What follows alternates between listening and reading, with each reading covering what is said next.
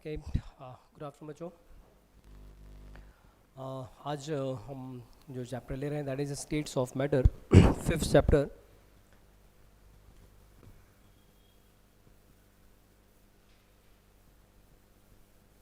States of matter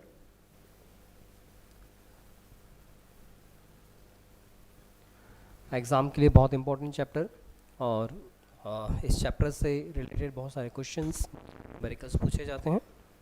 so overview हम देखेंगे इस चैप्टर का, कुछ इंपॉर्टेंट कॉन्सेप्ट्स की बात करेंगे। राइट, बेसिकली इस चैप्टर में हम गैसियस स्टेट पर बात करेंगे। वैसे तो स्टेट्स ऑफ मैटर में सॉलिड, लिक्विड, गैस आती हैं, लेकिन इस चैप्टर में गैसेस स्टेट को कवर किया जाता है। जब भी हम किसी मैटर की किसी स्टेट की बात करते हैं तो वो स्टेट एग्जिस्ट क्यों करती है, ये इंपॉर्टेंट है। तो स्टेट एग्जिस्ट करती है इंट्रामोलिकुलर फोर्सेस की वजह से। इंट्रामोलिकुलर फोर्सेस के स्ट्रॉन्गर या वीकर होने पर सब्सटेंस लिक्विड, सॉलिड या गैसेस स्टेट में प्रेजेंट हो सकता है ना। और इंट्रैक्शन फोर्सेस की बात करें तो दो तरह के फोर्सेस होते हैं इंट्रैक्शन फोर्सेस, जैसा हम जानते हैं, attractive forces and repulsive forces, है ना। जो इंट्रैक्टिंग पार्टिकल्स उनके बीच में कुछ ऐसे पार्टिकल्स हैं जिनमें कि परमानेंट डायपोल होता है, और जिन मॉलिक्यूल्स में परमानेंट डायपोल है उन मॉलिक्यूल्स में डायपोल डायपोल के बीच में इंटरेक्शन होता है ना, क्योंकि वहाँ चार्ज इन्वॉल्व होते हैं। राइट, हालांकि ये जो डायपोल्स होते हैं, इन डायपोल के बीच में होने वाला जो इंटरैक्टिव फोर्स है ये लंदन फोर्सेस से तो काफ़ी स्ट्रॉन्गर होता है, लेकिन यदि हम बात करें आयनिक फोर्सेस, आयनिक इंटरेक्शंस की बात करें जो कि आयंस के बीच में होता है, कैटायंस एंड एनायंस के बीच में जो इंटरेक्शन होता है, उस इंटरेक्शन से डायपोल इंटरेक्शंस काफ़ी वीकर होते हैं। कारण ये कि जो चार्जेस होते हैं इनमें कैसे पार्शियल चार्जेस अवेलेबल होते हैं। Right, and the interaction energy depend करती है इन डायपोल्स के बीच में जो डिस्टेंस है। सपोज यदि डायपोल के बीच में डिस्टेंस r है तो 1/r⁶ जो एनर्जी है वो इन्वर्सली प्रोपोर्शनल है किसके, r⁶ के distance between the polar molecule to the power 6 के। राइट, आयन डायपोल इंटरेक्शन की यदि हम बात करें, ion dipole interaction basically cations और एनायंस के बीच में होते हैं। जैसे कि सोडियम क्लोराइड की हम बात करें, सोडियम क्लोराइड में sodium is cation and chloride ion is anion. इन दोनों के बीच में जो इंटरेक्शन है ये इंटरेक्शन है ionic interactions, and ionic interaction stronger होते हैं than that of the dipole interactions, and strength of the attraction depends upon the charge and size of the ion. Charge जितना ज़्यादा होगा, साइज जितना छोटा होगा आयन का, उतना ज़्यादा इंटरेक्शन होगा, है ना। जैसे कि हम सॉल्युबिलिटी की बात करें, NaCl की सॉल्युबिलिटी डिपेंड करती है उनके आयनिक इंटरेक्शंस पर। लेकिन नॉर्मली हम यदि ऐसे कंपाउंड्स की बात करें जो कि आयनिक कंपाउंड नहीं है, जो कि कोवेलेंट कंपाउंड है, लेकिन उनमें पोलैरिटी मिलती है, that means they are polar covalent compound. तो polar and non polar covalent compounds में भी इंटरेक्शन देखने के लिए मिलते हैं, और ये इंटरेक्शंस डायपोलर इंटरेक्शन की फॉर्म में देखने के लिए मिलते हैं। राइट, कुछ ऐसे मॉलिक्यूल्स होते हैं जिनमें कि परमानेंट डायपोल मिलता है, और कुछ ऐसे मॉलिक्यूल्स होते हैं जिनमें कि परमानेंट डायपोल देखने के लिए नहीं मिलता है। राइट, तो जहाँ परमानेंट डायपोल देखने के लिए हमें मिलता है, राइट, वहाँ पर आयन इंड्यूस्ड डायपोलर इंटरेक्शन देखने के लिए मिल सकता है। समटाइम्स इट हैपन्स कि एक आयन किसी न्यूट्रल मॉलिक्यूल में डायपोल इंड्यूस्ड कर सकता है। सपोज ये पॉजिटिव चार्ज है तो ये किसी दूसरे न्यूट्रल मॉलिक्यूल में डायपोल इंड्यूस्ड कर सकता है, और आयन और इंड्यूस्ड डायपोल के बीच में जो इंटरेक्शन होगा that is known as ion induced dipolar interaction. HCl में इस तरह का इंटरेक्शन हमें देखने के लिए मिलता है। जनरली लंदन फोर्सेस क्या होते हैं, जैसे अभी थोड़ी देर पहले मैंने बात की थी London forces. What is London force? देखिए, जो नॉन पोलर मॉलिक्यूल्स होते हैं, इन नॉन पोलर मॉलिक्यूल्स में चूँकि डायपोल तो डेवलप हो नहीं सकता है ना, लेकिन इलेक्ट्रॉनिक रिवॉल्यूशन के समय किसी मोमेंट में उस न्यूट्रल मॉलिक्यूल में समटाइम्स डायपोल क्रिएट हो सकता है. It is believed that any instant of time the electron cloud of molecule may be distorted so that an instantaneous dipole can be created in normal molecule और non polar molecule. और ये जो momentary dipole develop हुआ है, ये momentary dipole molecule का किसी दूसरे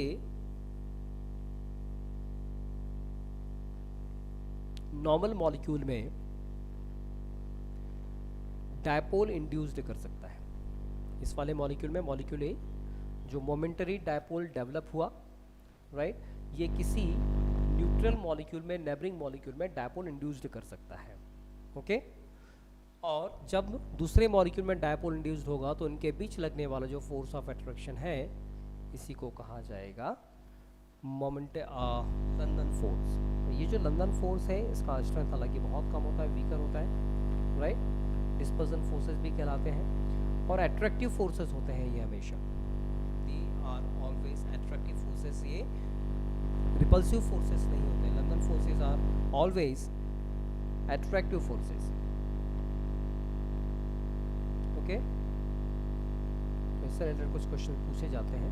हाइड्रोजन बॉन्डिंग से रिलेटेड कुछ क्वेश्चन आते हैं. लास्ट क्लास में हमने डिस्कस किया था कि जब हाइड्रोजन इलेक्ट्रोनेगेटिव एलिमेंट जैसे कि नाइट्रोजन, ऑक्सीजन एंड फ्लोरीन से डायरेक्टली अटैच्ड होती है, तो फिर यह हाइड्रोजन हाइड्रोजन बॉन्ड बनाने में कैपेबल होती है. किसके साथ बनाती है? ये इन्हीं तीनों इलेक्ट्रोनेगेटिव एलिमेंट के साथ बनाती है. शर्त यह है कि ये एटम्स दूसरे मॉलिक्यूल में प्रेजेंट होना चाहिए. जैसे कि HF मॉलिक्यूल की हम बात करें, HF में क्या है, एक मॉलिक्यूल का जो फ्लोरीन है वो दूसरे मॉलिक्यूल HF मॉलिक्यूल के हाइड्रोजन के साथ हाइड्रोजन बॉन्ड फॉर्म करती है, और इस तरह से continuously intermolecular hydrogen bond present होने की वजह से HF जो है वो लिक्विड स्टेट में होता है. क्वेश्चन भी पूछा जाता है कि HCl और HF में कौन लिक्विड स्टेट में मिलेगा, तो HF लिक्विड स्टेट में मिलेगा. कारण ये कि इसमें हाइड्रोजन बॉन्ड प्रेजेंट होता है, राइट. हम गैसेस स्टेट की बात करें क्योंकि इस चैप्टर में बेसिकली गैसेस स्टेट को कवर किया गया है. So physical property of gases state क्या क्या होती हैं? गैस क्या है? गैस का अपना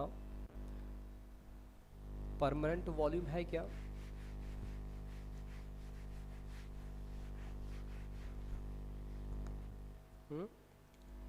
डेफिनेट वॉल्यूम है गैस का? नहीं है. डेफिनेट शेप है? नहीं है. तो ना तो कोई डेफिनेट शेप है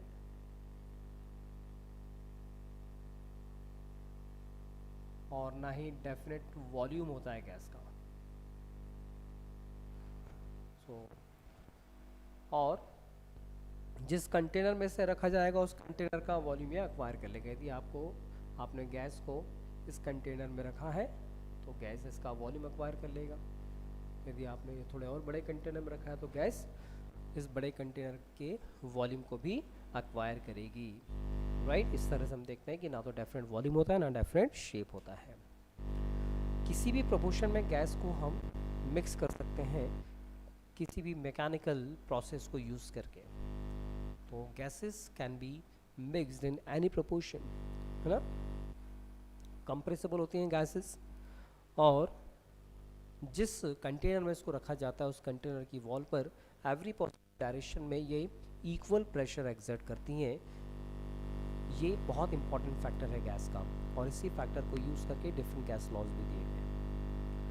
तो आज हम पढ़ेंगे कुछ गैस लॉज, जिनमें से बहुत ही इंपॉर्टेंट गैस लॉ है बॉयल्स लॉ, जो कि प्रेशर वॉल्यूम रिलेशन भी कहलाता है. Boyle's law. According to Boyle's law, yes, कौन बताएगा मुझे बॉयल्स लॉ? हमने लास्ट पहले भी पढ़ा है Boyle's law. At constant temperature the volume of a given mass of a gas is inversely proportional to its pressure. That means P is inversely proportional to volume at constant temperature. तो यदि temperature constant है तो pressure volume के inversely proportional है, right. यदि हम proportional sign हटाते हैं तो आप यहाँ पर एक कांस्टेंट यूज कर सकते हैं k इंटू 1/v, और you can say p into v is equal to constant. Pressure volume का जो प्रोडक्ट है वो हमेशा एक कांस्टेंट होगा, यही है बॉयल्स लॉ। बॉयल्स लॉ के बेस्ड बहुत सारे न्यूमेरिकल्स पूछे जाते हैं, कुछ लॉज हम पढ़ेंगे, उसके बाद कुछ न्यूमेरिकल्स सॉल्व करेंगे। So it is Boyle's law जो कि एक कांस्टेंट टेम्परेचर पर है। According to Boyle's law PV is equal to constant और P is inversely proportional to the volume. Pressure of the gas is inversely proportional to the volume. Second law is Charles law.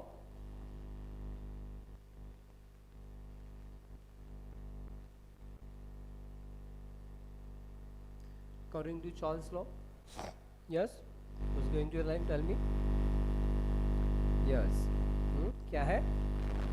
At constant pressure, याद रखिए Charles law में pressure constant होता है। Constant pressure the volume of a given mass of a gas is directly proportional to its absolute temperature. यदि आप constant pressure की बात करें, when pressure is constant, pressure constant होने पर volume of gas is directly proportional to the absolute temperature V, directly proportional to T, or we can say V by T is equal to constant। थोड़ी देर पहले हमने boils law लिखा था। According to Boyle's law PV is equal to constant, Boyle's law. Charles law क्या कहता है? V upon T is equal to constant। T absolute temperature, that means temperature in Kelvin। Charles law, Boyle's law और Charles law दोनों को ही हम different different conditions के लिए apply कर सकते हैं। जैसे बॉयल्स लॉ में हम लिख सकते हैं P1 V1 is equal to P2 V2। ये फॉर्मूला हम तब यूज करते हैं जब डिफरेंट कंडीशंस में प्रेशर वॉल्यूम दिए गए हों। ठीक इसी तरह से V1 वॉल्यूम को चेंज किया है V2 में और T1 को T2 में, तो we can say V1 upon T1 is equal to V2 upon T2। या देखिए इसे हम लिख सकते हैं V1 upon V2 is equal to T1 upon T2, right. So V1 upon T1 is equal to V2 upon T2। इस फॉर्मूले को हम यूज करेंगे कुछ न्यूमेरिकल्स को सॉल्व करते समय। गेल-लुसाक्स लॉ ऑफ गैसियस वॉल्यूम, ये कांस्टेंट वॉल्यूम पर प्रेशर और टेम्परेचर के बीच में रिलेशन बताता है। देखिए हमने सबसे पहला लॉ पढ़ा था बॉयल्स लॉ। कांस्टेंट क्या था वहाँ पर? कौन कांस्टेंट था? टेम्परेचर कांस्टेंट था। इस पर भी क्वेश्चन पूछे जाते हैं, कई बार हम कंफ्यूज हो जाते हैं। बॉयल्स लॉ कौन कांस्टेंट होता है? temperature is constant, right? Charles law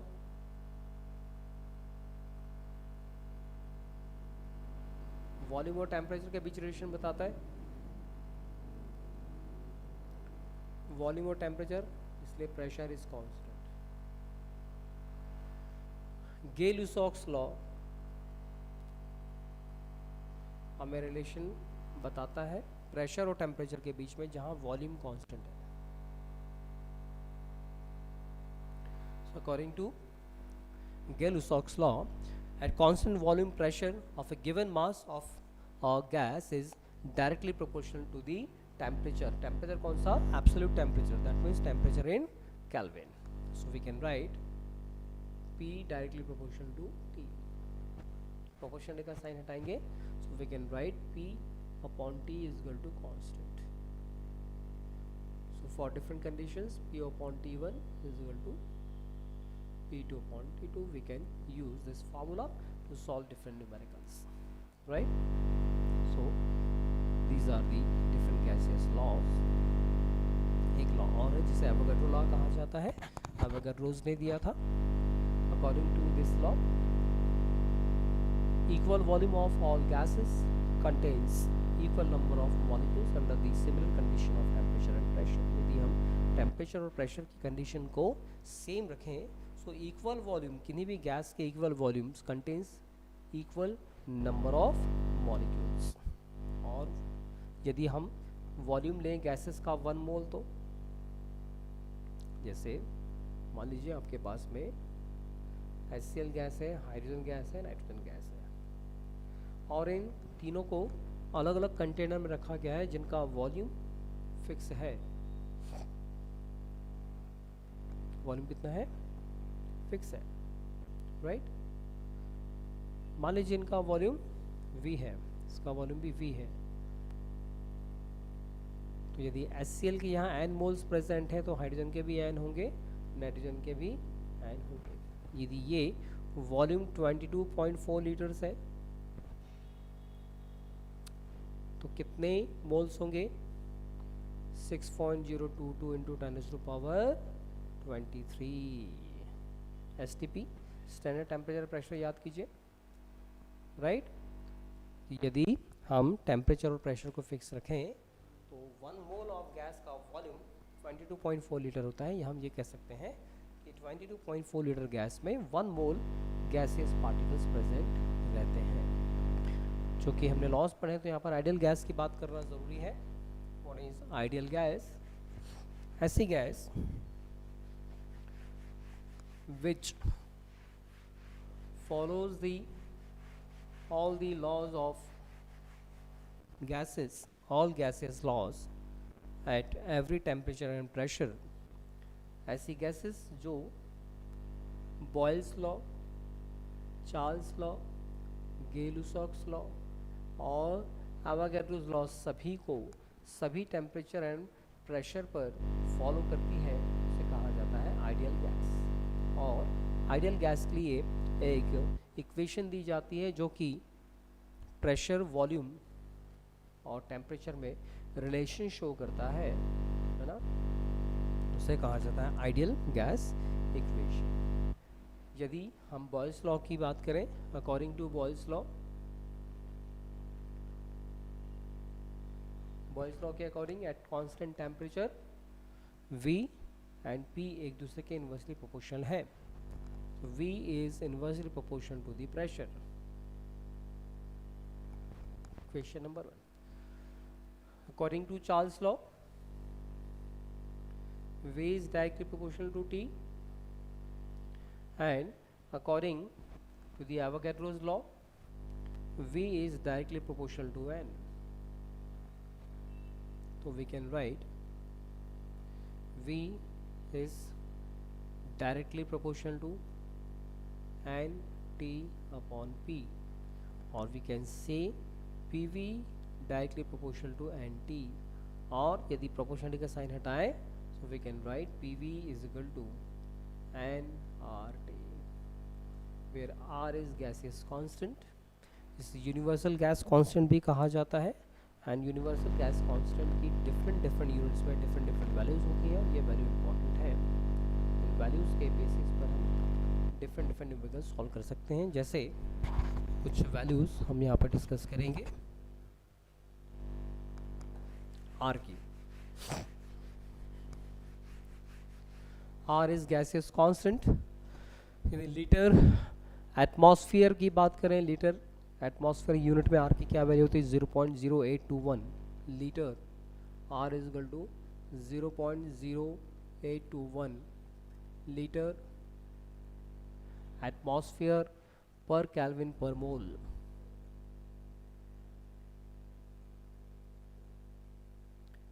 ये आर की वैल्यू है लीटर एटमॉस्फेयर में। यदि आर की वैल्यू हम लीटर बार पर केल्विन पर मोल में लें तो ये होती है 0.0831 लीटर और बार पर केल्विन पर मोल, राइट। यदि हम केवल जूल्स में लें तो आर की वैल्यू होती है 8.314 जूल्स पर केल्विन पर मोल। 8.314 जूल्स पर केल्विन पर मोल, जूल्स में अलग हो जाएगा इसका वैल्यू, राइट। यदि कैलोरीज की बात करें तो आर की वैल्यू लगभग 1.987 होती है। और आपको पता है 1.987 इज़ वेरी नियर टू 2, इसलिए 2 कैलोरी पर केल्विन पर मोल।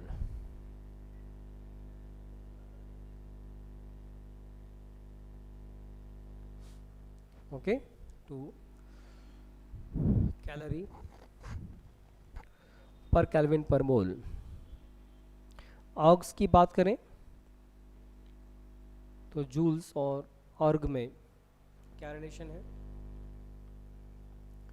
8.314 इंटू 10⁻⁷ यदि हम मल्टीप्लाई करते हैं तो वैल्यू ऑग्स में आ जाएगी, ऑग्स पर केल्विन पर मोल। सारी वैल्यूज़ हमें याद करनी है, क्योंकि ये वैल्यूज़ यदि हमें याद नहीं होंगी तो हम न्यूमेरिकल सॉल्व नहीं कर पाएंगे। Okay, different temperature and pressure के लिए गैस आइडियल गैस इक्वेशन को हम इस तरह से लिख सकते हैं, P1 V1 upon T1 is equal to P2 V2 upon T2।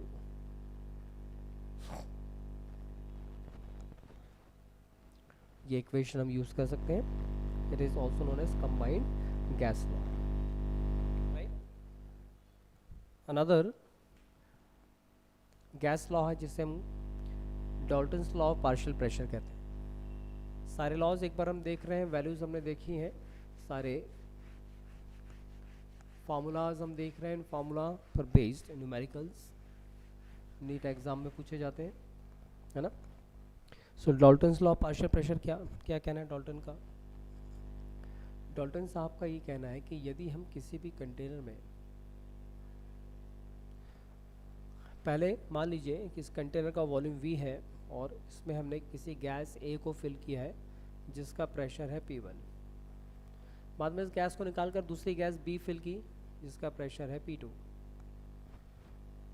B को भी निकाला, तीसरी गैस C फिल की, इसका प्रेशर होता है P3। ठीक है। अब यदि C कंटेनर में हम तीनों गैस को एक साथ फिल कर दें तो इस कंटेनर में गैस का प्रेशर कितना होगा? इस कंटेनर में गैस का जो टोटल प्रेशर है, according to Dalton, the total pressure of the gas will be equal to the sum of the partial pressure P1 plus P2 plus P3, sum of the partial pressure of gases, all the gases filled in that container. This is what? Dalton's law of partial pressure. Okay. कभी कभी जब हम numericals solve करते हैं तो numericals में aqueous tension ये word use किया जाता है। What is aqueous tension? देखिए, जनरली लैब में जो भी गैस फॉर्म्स होती हैं उन गैस फॉर्म को, जो कि नॉन रिएक्टिंग गैसेस हैं, यहाँ भी Dalton's law of partial pressure में भी हम नॉन रिएक्टिंग गैसेस ही ले रहे हैं, रिएक्टिंग गैसेस नहीं ले रहे हैं। नॉन रिएक्टिंग गैसेस को एक कंटेनर में फिल किया जाता है तो वो नॉन रिएक्टिंग गैसेस का जो टोटल प्रेशर है वो sum of the all partial pressure के इक्वल होगा। एक्वस टेंशन कहाँ यूज़ होता है? मान लीजिए हम लैब में नॉन रिएक्टिंग गैसेस को कलेक्ट करना चाह रहे हैं तो जनरली नॉन रिएक्टिंग गैसेस को वाटर लेवल के ऊपर कलेक्ट किया जाता है। प्रॉब्लम यह है कि वाटर हर एक टेम्परेचर पर एवोपरेट होता है, तो जब हम गैस को कलेक्ट करेंगे वाटर सरफेस के ऊपर तो ये जो गैस है इसका जो टोटल प्रेशर है ये सभी गैसेस के टोटल प्रेशर के इक्वल नहीं होगा बल्कि उससे ज़्यादा होगा। क्यों? क्योंकि वाटर वेपर्स भी प्रेजेंट है और ये वाटर वेपर भी प्रेशर एग्जर्ट करती हैं। तो हम कह सकते हैं कि जो P टोटल है हमारा, जो भी टोटल प्रेशर हमें मिल रहा है, it is the sum of the pressure of dry gas plus vapour pressure present at that time, जिसे कहा जाता है एक्वस टेंशन। कितना वेपर प्रेशर वहाँ प्रेजेंट है उसे हम एक्वस टेंशन कहेंगे। इस तरह से हम ड्राई गैस का प्रेशर निकाल सकते हैं। टोटल प्रेशर में से यदि हम एक्वस टेंशन माइनस कर दें so we will find the pressure of dry gases. Okay. Sometimes partial pressure को मोल फ्रैक्शन के फॉर्म में भी यूज़ किया जाता है। कि यदि हम मोल फ्रैक्शन के फॉर्म में यूज़ करें तो पार्शियल प्रेशर कैसे कैलकुलेट कर सकते हैं। तो वी कैन राइट, यदि मान लीजिए P1 P2 P3 ये डिफरेंट गैसेस हैं जिनके partial pressure P1 P2 P3 हैं। P1 गैस के लिए we can write P1 is equal to, हमने क्या फॉर्मूला लिखा था, PV is equal to nRT। So P is equal to N1 RT upon V। क्योंकि वॉल्यूम तो फिक्स है कंटेनर का, टेम्परेचर भी फिक्स है और R गैसेस कांस्टेंट है वो भी फिक्स है। P2 will be equal to N2 RT upon V, है ना। सो P1 P2 P3 ऐसे हो जाएगा। सो P टोटल क्या लिख सकते हैं अपन, we know P3 is equal to N3 RT upon V।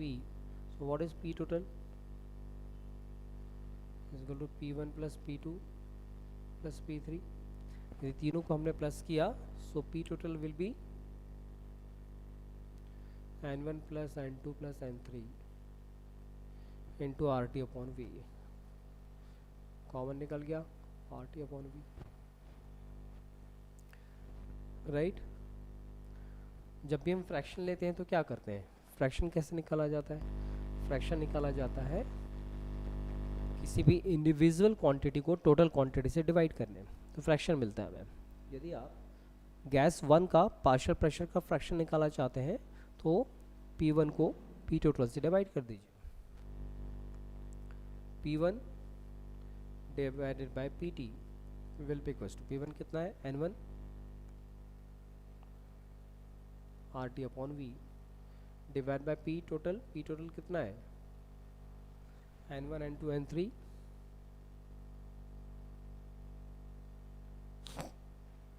Multiplied by RT upon V, तो RT अपॉन V कैंसिल हो गए। P1 upon PT will be equal to N1 upon N1 plus N2 plus N3। ये क्या है, mole fraction, right.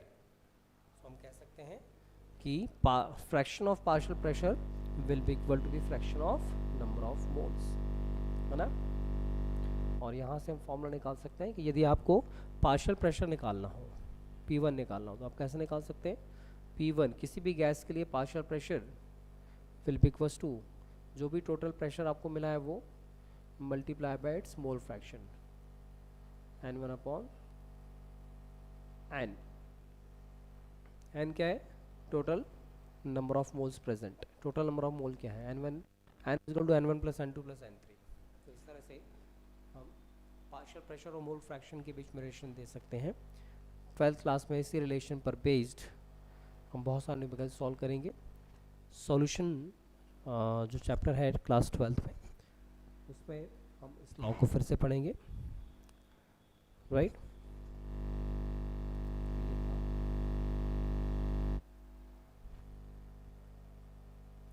Dalton's partial pressure किस तरह से calculate किया जाएगा, इस पर बेस्ड कुछ न्यूमेरिकल्स हम देखेंगे। चैप्टर में और इम्पॉर्टेंट यदि पॉइंट की हम बात करें तो kinetic molecular theory of gases भी इन्वॉल्व है। काइनेटिक मॉलिक्यूलर थ्योरी गैस और गैस के डिफरेंट एस्पेक्ट्स के बीच में रिलेशन बताती है। कुछ इम्पॉर्टेंट पॉइंट जिन पर बेस्ड थ्योरेटिकल क्वेश्चन भी पूछे गए हैं नीट लेवल पर, राइट। जैसे according to kinetic theory of gas, gases consist of large number of very small identical particles, है ना। कहा गया कि गैसेस में छोटे छोटे पार्टिकल हैं, लार्ज नंबर ऑफ पार्टिकल्स हैं, हाँ। और इन पार्टिकल्स का जो वॉल्यूम है वो एक्चुअल वॉल्यूम ऑफ गैस के कंपैरिजन में नेग्लिजिबल है। तो काइनेटिक मॉलिक्यूलर थ्योरी क्या मानती है कि गैस के वॉल्यूम के कंपैरिजन में गैस पार्टिकल्स का जो वॉल्यूम है वो नेग्लिजिबल। मीनिंग समझे, क्योंकि इस कॉन्सेप्ट पर बेस्ड बहुत सारे क्वेश्चंस पूछे जाते हैं। जैसे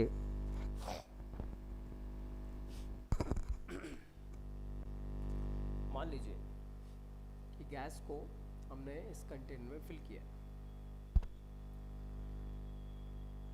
प्लेट लगी हुई है, मान लीजिए इसका जो वॉल्यूम है वो 10 लीटर्स का है।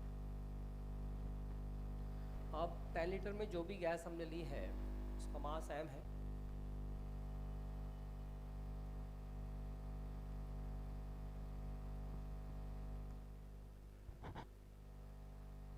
Mass of the gas is small m। Small m gas के जो पार्टिकल्स हैं उन पार्टिकल्स को यदि हम कलेक्ट कर लें, सारे पार्टिकल्स, उन पार्टिकल्स का जो वॉल्यूम होगा वो टोटल गैस के वॉल्यूम के कंपैरिजन में नेग्लिजिबल होगा, ऐसा कहना है kinetic molecular theory of gases में। The actual volume occupied by the gas molecule is negligible in comparison to the empty space between them, that means total volume of the gas. Gases can occupy all the space available to them. Gases जितना भी space gas को मिलता जाएगा वो फैलती जाती हैं, है ना, all the space available to them. This means that they do not have any force of attraction between their particles. और ये जो कंक्लूजन है कि गैसियस मॉलिक्यूल्स, गैसियस पार्टिकल्स के बीच में फोर्स ऑफ अट्रैक्शन नहीं होता है, ये point kinetic molecular theory of gases की एक बहुत बड़ी गलती मानी जाएगी। बात करेंगे हम आगे कि क्यों मानी जाएगी। Particles of a gas are always in constant random motion. क्या माना जाता है कि जो गैसेस पार्टिकल्स होते हैं वे हमेशा एक कांस्टेंट रैंडम मोशन करते हैं, वो कभी भी स्टेबल नहीं होते हैं, लगातार मोशन करते जाते हैं और इसलिए हमें बाउंडरी मोशन देखने के लिए मिलती है, right. Particles of gas always in constant random motion, constant random motion में होते हैं ये, है ना। When the particles of the gas are in random motion, they exert pressure। और ये प्रेशर क्यों होता है?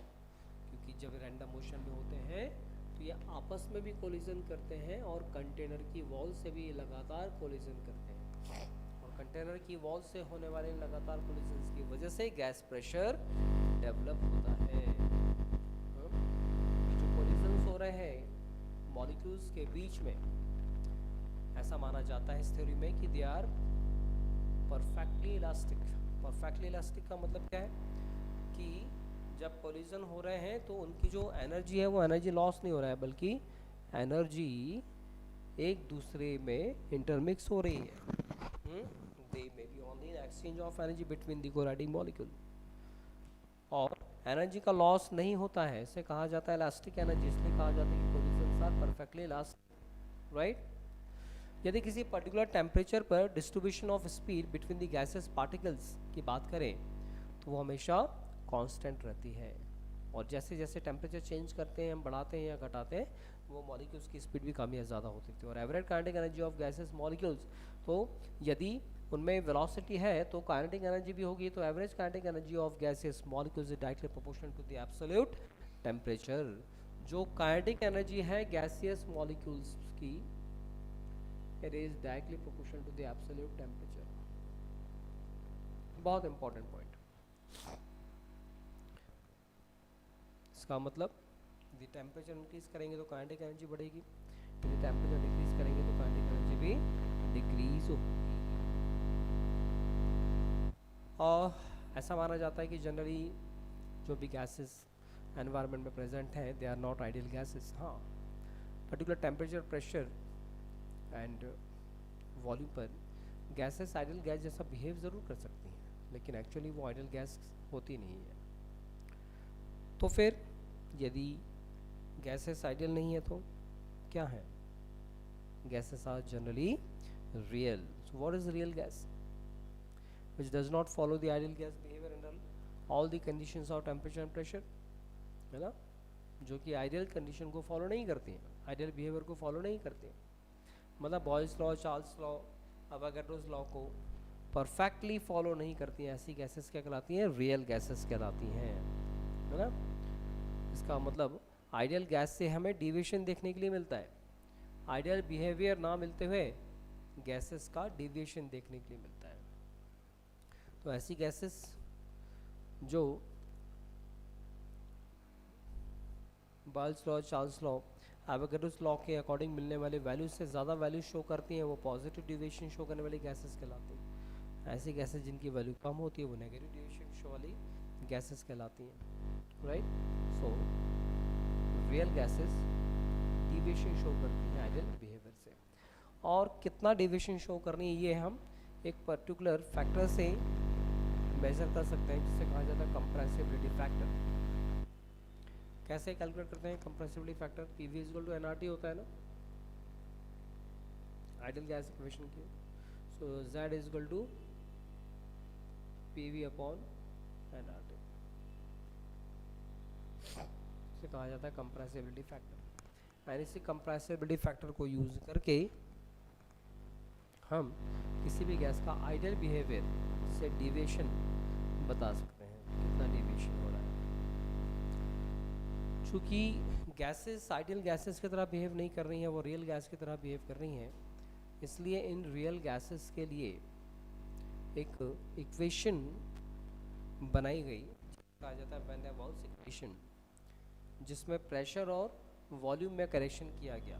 The term used for pressure and term use for volume में करेक्शन किया गया, और करेक्शन करके ये इक्वेशन फिर दी गई, जिसे कहा जाता है वैन डर वाल्स इक्वेशन। क्या है वैन डर वाल्स इक्वेशन?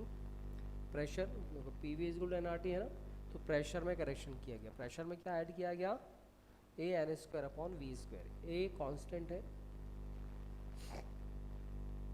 ये क्वांटिटी प्रेशर में ऐड की गई। क्यों ऐड की गई समझाता हूँ मैं अभी। We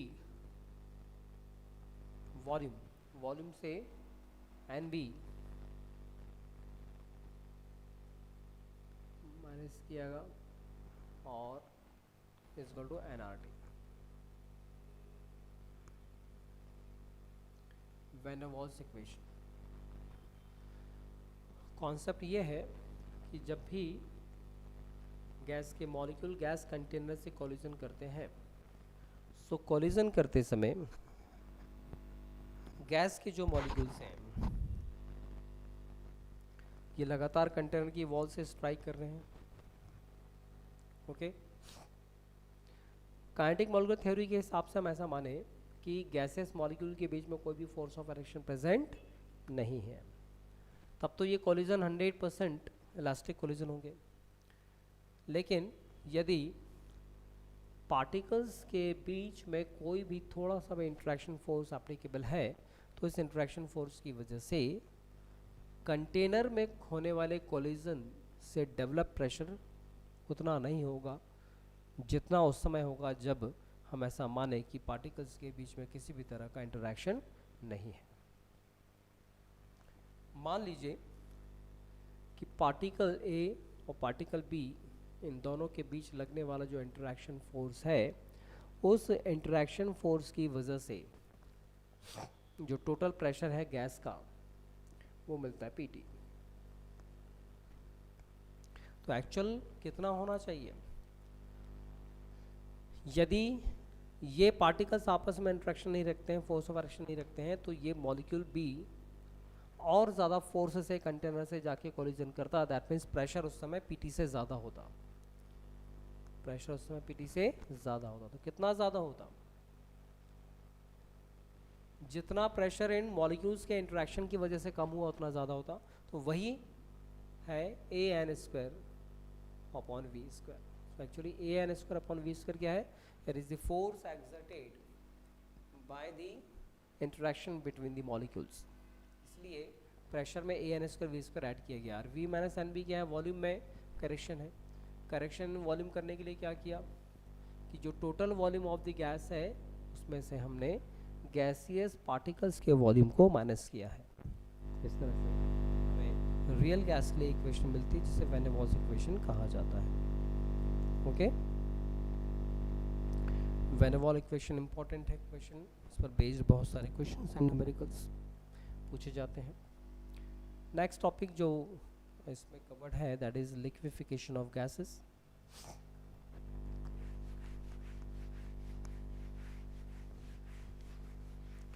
what is liquefaction? Gases state का लिक्विड स्टेट में चेंज होना, that is liquefaction of gases. और ये किया जा सकता है दो तरीके से, या तो टेम्परेचर रिड्यूस करें या प्रेशर इंक्रीज करें। सो liquefaction can be done by two ways: decreasing temperature or increasing pressure। दोनों तरीकों से हम लिक्विफिकेशन कर सकते हैं। थॉमस एंड्रयू ने एक आइसोथर्म प्लॉट किया था कार्बन डाइऑक्साइड के लिए और डिफरेंट गैसेस के लिए, और प्रेशर वॉल्यूम में मिलने वाले डिफरेंट ग्राफ के ज़रिए उन्होंने इम्पोर्टेंट पॉइंट्स हमें दिए जिन्हें कहा जाता है क्रिटिकल वैल्यूज़। और ये क्रिटिकल वैल्यूज़ कहलाते हैं critical temperature, critical pressure and critical volume. जब हम गैस को धीरे धीरे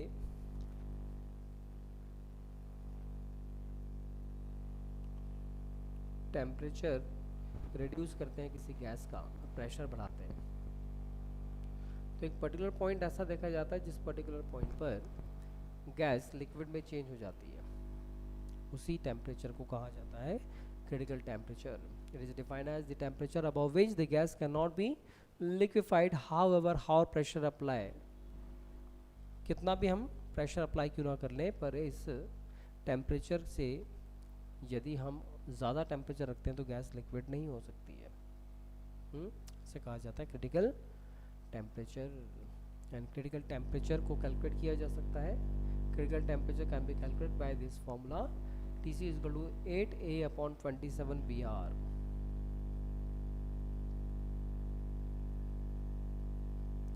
R गैसेस कांस्टेंट, A और B वैन वॉल्स कांस्टेंट है। इनकी वैल्यूज आपको क्वेश्चन में दी गई होगी। क्रिटिकल टेम्परेचर, राइट, से एसोसिएटेड क्रिटिकल प्रेशर। प्रेशर जो किसी भी गैस को लिक्विफाई करने के लिए रिक्वायर्ड है, that is critical pressure. And critical pressure भी हम कैलकुलेट कर सकते हैं by the formula critical pressure is equal to A/27B²।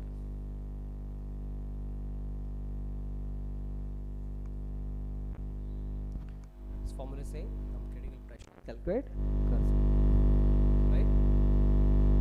Critical temperature और क्रिटिकल प्रेशर पर गैस जो वॉल्यूम ऑक्यूपाई करेगी उसे कहा जाता है क्रिटिकल वॉल्यूम। तो ये तीन इंपॉर्टेंट एस्पेक्ट थे, critical temperature, critical pressure and critical volume. Critical temperature, pressure और वॉल्यूम से रिलेटेड कुछ न्यूमेरिकल्स करेंगे। उससे पहले कुछ कैरेक्टरिस्टिक्स की बात करें लिक्विड स्टेट की। ऑब्वियसली लिक्विड स्टेट एक ऐसी स्टेट है जिसमें intermolecular force of action gas state से ज़्यादा स्ट्रॉन्ग। गैसेस स्टेट में जो इंटरेक्शन है मॉलिक्यूल्स के बीच में वो उतना नहीं है, लेकिन लिक्विड स्टेट में ज़्यादा है। तो ये मॉलिक्यूल है के बीच में जो फोर्स ऑफ अट्रैक्शन है लिक्विड स्टेट में वो गैस से ज़्यादा होता है।